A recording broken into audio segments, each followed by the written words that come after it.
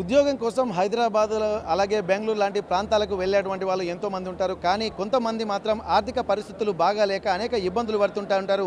ఇక్కడ కనీసం బస్ ఛార్జీలు కూడా లేక అనేక మంది నిరుద్యోగ యువతగా ఇళ్ళకే పరిమితమైపోయి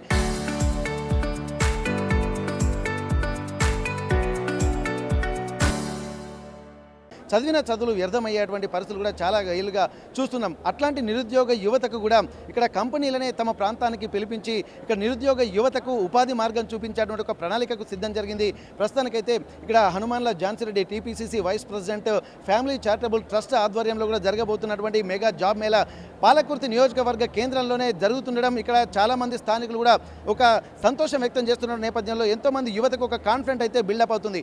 ఇట్లాంటి నేపథ్యంలో ఏం జరగబోతుంది, మరి జాబ్ మేళా మరి హైదరాబాద్ నుండి కంపెనీలు ఇక్కడికి ఇంటీరియర్ ప్లేస్కు రావడం వెనుక కారణాలు ఏంటి, దాని వెనుక కృషి ఏముంది, ఇక్కడ ఆర్గనైజర్స్ కూడా కొంతమంది మనతో ఉన్నారు. ఒకసారి వారితో మనం మాట్లాడదాము.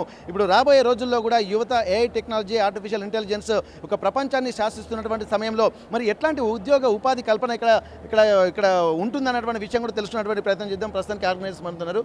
హై సార్, ఇక్కడ ప్రస్తుతానికైతే ఇక్కడ గ్రామీణ ప్రాంతాల్లో ఉన్నటువంటి వాళ్ళు చదువుకుంటూ ఉంటారు, కానీ ఉద్యోగాలకు ఎలా వెళ్ళాలో కొంత ఆర్థికమైనటువంటి ఇబ్బందులు కూడా ప్రధాన కారణం కావచ్చు. మరి అట్లాంటి వాళ్ళకు మీరే హైదరాబాద్ కంపెనీల నుంచి చాలామంది ఇక్కడ పాలకుర్తి లాంటి ఇంటీరియర్ రూరల్ ప్లేసెస్కి వచ్చారు. మరి దీని వెనుక అసలు కృషి ఏంటి, మీ ఇంటెన్షన్ ఏంటి? అసలు తెలంగాణ రాష్ట్ర Pradesh Congress committee vice president Hanumandla Jhansi Reddy గారి యొక్క కృషి ఇదంతా.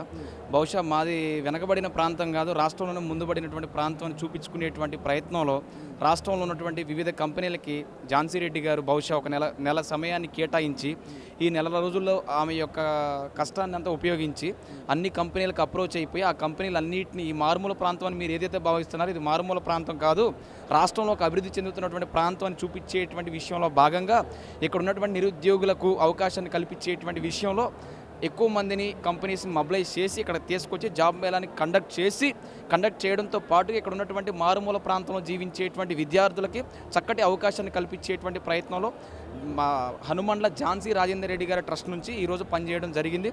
బహుశా చక్కగా చాలామంది మీరు చూస్తూ ఉంటారు, అన్ని కంపెనీలలో కూడా ఎక్కువ మంది నిరుద్యోగులు ఈ యొక్క అవకాశాన్ని సద్వినియోగం చేసుకుంటున్నారని మేము భావిస్తున్నాము. ఇప్పుడు ఇక్కడ ఏంటంటే హైదరాబాద్ లాంటి ప్రాంతాలకు వచ్చేటువంటి వాళ్ళు ఏంటంటే ఒక ఎంతూజియాజంగా ఉంటారు, ఏదైనా ఒక అచీవ్మెంట్ చేయాలనే ఒక క్యూరియాసిటీ వాళ్ళలో ఉంటుంది. కాబట్టి వాళ్ళు ఏంటంటే ఇక్కడ జాబ్ ఖచ్చితంగా కొట్టాలనే దూరాన ఎంత దూరమైనా వెళ్ళగలుగుతారు. కానీ కొంతమంది ఇక్కడ రూరల్ ప్లేస్లకే పరిమితం అయిపోయి ఇళ్ళకే పరిమితమైనటువంటి వాళ్ళు ఉన్నారు కదా. మరి ఖచ్చితంగా ఇక్కడ ఏంటంటే స్కిల్స్ అనేది ఇక్కడ ప్రాధాన్యంగా ఉండాల్సినటువంటి అవసరం ఉంటుంది. మరి ఇక్కడ మీరు ఏ స్కిల్స్ని బేస్ చేసుకొని ఇక్కడ రూరల్ ప్రాంతాలకే పరిమితమైనటువంటి వాళ్ళకి ఉద్యోగాలు ఇచ్చేటువంటి అవకాశం ఉంటుంది? స్కిల్స్ అంటే బ్రదర్ 10th క్లాస్ నుంచి మొదలు పెడితే బీటెక్ వరకు, ఆర్టిఫిషియల్ ఇంటెలిజెన్స్ నుంచి మొదలు పెడితే సామాన్యుడి వరకు, అంటే ఒక ఫామ్ ఫిల్ చేయడం వస్తే చాలు. అంటే ప్రతి దాంట్లో మనిషి చదువు ఒకటే అవసరం లేదు, ప్రతి దాంట్లో నైపుణ్యం ఉంటే మనిషి ఎక్కడైనా జీవించగలడు అనేటువంటి ఉద్దేశంతో నా యొక్క పాలకుర్తి ప్రజలు ఎప్పుడు హైదరాబాద్ చుట్టూ తిరగడం కాదు, హైదరాబాద్ని నా పాలకుర్తి తీసుకొస్తా అనేటువంటి ఉద్దేశంలో వివిధ కంపెనీలకి మేడం గారు అప్రోచ్ అయిపోయి అక్కడ ఉన్న కంపెనీలన్నింటినీ తీసుకొచ్చి జాబ్ అవకాశాల కోసం మీ వాళ్ళ కంపెనీలు చుట్టూ తిరగకుండా మీ వాళ్ళకే కంపెనీలు తీసుకొచ్చి ఇక్కడ అవకాశాన్ని కల్పించేటువంటి ప్రయత్నంలో ఆర్టిఫిషియల్ ఇంటెలిజెన్స్ దగ్గర నుంచి మొదలు పెడితే హోటల్లో పనిచేసేటువంటి వ్యక్తుల వరకు కూడా ఇక్కడ అవకాశాన్ని కల్పించేటువంటి ప్రయత్నంలో ఈ హనుమాన్ల ఝాన్సీ రాజేందర్ రెడ్డి గారి ట్రస్ట్ పనిచేస్తుంది. బహుశా మీరు సాయంత్రం వరకు చూసుకున్నట్లయితే అద్భుతమైనటువంటి ఫలితాన్ని మనం చూడబోతున్నాము.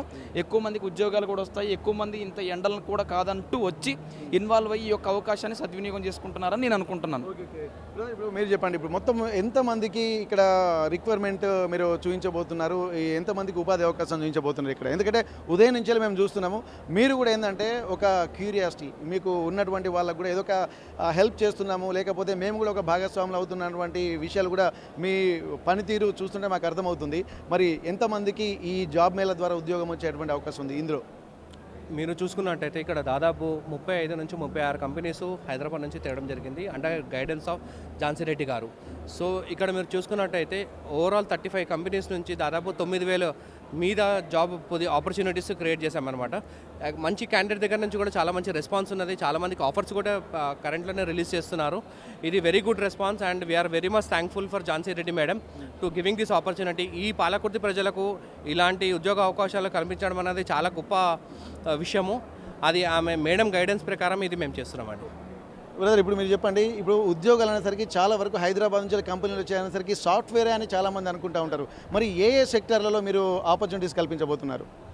ఇది ఒక ఐటీ సెక్టర్ మాత్రమే కాదు, రిటైల్ కానీ, మ్యానుఫ్యాక్చరింగ్ కానీ, బ్యాంకింగ్ కానీ, ఈ కామర్స్, ఇలా దాదాపుగా 16 ఇండస్ట్రీస్ నుంచి వివిధ కంపెనీలు రావడం జరిగింది.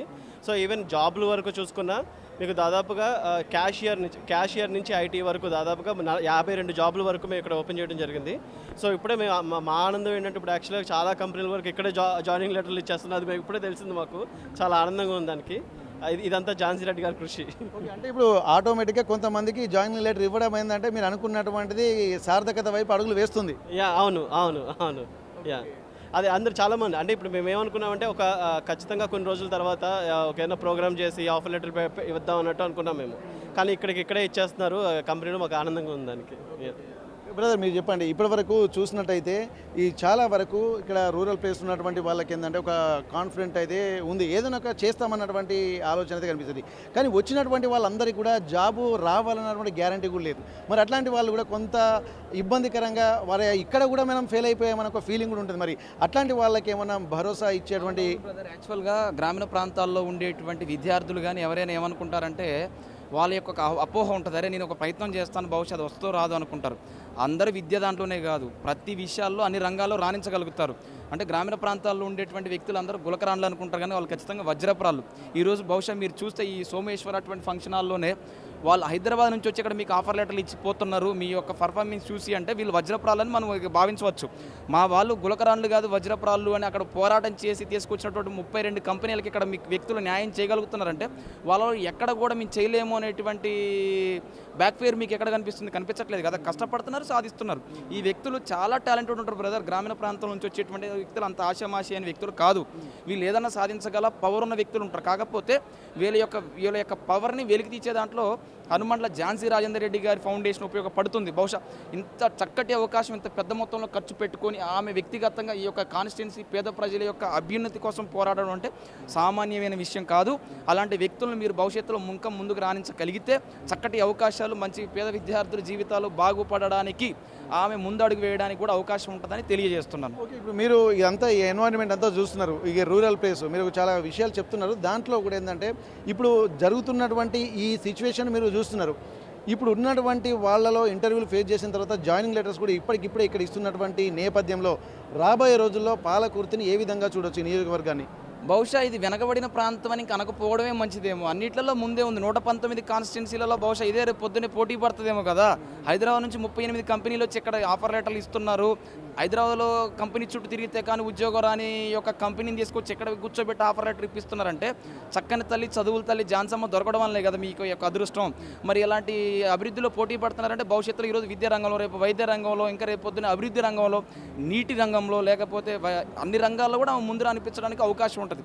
ఇలాంటి వ్యక్తులకు మీరు ఇంకొకసారి పట్టం కట్టి అవకాశం ఇవ్వగలిగినప్పుడు బహుశా ఇలాంటి ఒక చక్కటి అవకాశాన్ని వినియోగించుకొని ఇంకా మీరు రేపు పొద్దున్న ఝాన్సీ రెడ్డి గారి వెంట నడిచినప్పుడు ఆమె కూడా కొంత అభివృద్ధి చేయడానికి అవకాశం ఉంటుందని నేను అనుకుంటున్నాను. Okay, thank you sir. ఇప్పుడు ఎందుకంటే వాళ్ళు చెప్తున్న మాటల్లో అనేక అంశాలని మనం పరిగణలోకి తీసుకెళ్లాల్సిన అవసరం ఉంటుంది. ఎందుకంటే ఇప్పటి వరకు తాము ఏమీ చేయలేము అని చదువు ఉండి కూడా ఆర్థిక స్తోమతలు అనుకూలించక గ్రామాలకే పరిమితం అయిపోయినటువంటి వాళ్లకు కంపెనీలనే ఇక్కడికి తీసుకొచ్చి వారి కళ్ళ ముందుటి వారి కళ్ళల్లో ఆనందం చూడాలన్నటువంటి ఒక లక్ష్యంతో కూడా ముందుకు వెళ్తున్నటువంటి పరిస్థితులు కనిపిస్తున్నాయని చెప్పి అంటున్నారు. ఇప్పటికే 38 కంపెనీలకు పైగా ఇక్కడ వచ్చి వారందరికీ గ్రామీణ ప్రాంతాల్లో ఉన్నటువంటి యువతకు ఉపాధి అవకాశాలు చూపించడమే కాకుండా రేపు భవిష్యత్తు పాలకుర్తిని కూడా 119 నియోజకవర్గాల్లో ముందుకు నిలిపే ఒక ఆకాంక్షలు, ఇక్కడ ఆశలు కూడా కనిపిస్తున్నాయని చెప్పి అంటున్నారు. వచ్చినటువంటి వాళ్ళకి ఇప్పుడు కంపెనీ చేస్తున్నటువంటి ది బెస్ట్ అంటే ఒక అడ్మైరబుల్ థింగ్ ఏంటంటే వచ్చినటువంటి వాళ్ళకు చాలా వరకు జాబ్ మేళ నిర్వహించి వాళ్ళకి కాల్ చేసి అక్కడ ఆఫర్ లెటర్స్ మీకు జాబ్ వచ్చిందని చెప్తా ఉంటారు. కానీ ఇక్కడ సెలెక్ట్ అయినటువంటి వాళ్ళకు మాత్రం